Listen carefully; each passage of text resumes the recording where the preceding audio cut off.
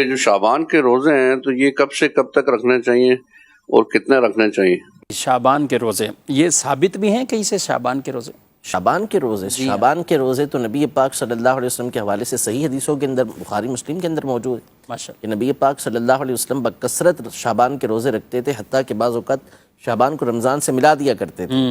تو اس کو اکثر پر محمول کیا کہ اکثر شعبان کے روزے نبی پاک صلی اللہ علیہ وسلم رکھا کرتے تھے۔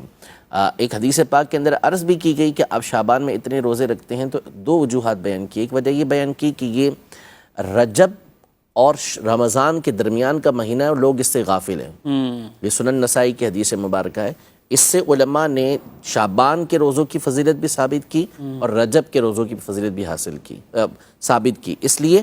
کہ شعبان کے روزے تو رکھنے کا نبی پاک صلی اللہ علیہ وسلم نے حکم ارشاد فرمایا، اور فرمایا کہ رجب اور رمضان کے درمیان یہ ہے، تو دونوں مہینوں میں لوگ عبادت کا اہتمام کرتے ہیں اور روزے رکھتے ہیں، لیکن شعبان سے غافل ہے، تو نبی پاک صلی اللہ علیہ وسلم شعبان کے اندر روزے رکھے۔ دوسری وجہ یہ بیان کی کہ اس مہینے میں اعمال اللہ پاک کی بارگاہ میں پیش کیے جاتے ہیں، تو میں یہ پسند کرتا ہوں کہ جب میرا نامہ اعمال پیش کیا جائے تو میں روزے سے ہوں، تو بکثرت نبی پاک صلی اللہ علیہ وسلم روزے رکھا کرتے تھے۔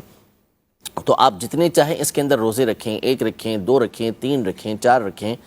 10، 15، 20 رکھیں، تمام کا آپ کو اختیار ہے، اور بالخصوص جو 14 اور 15 تاریخ ہو اس کے اندر روزہ رکھیں کہ 15 تاریخ کی تو خاص طور پر فضیلت حدیث پاک کے اندر آئی ہیں۔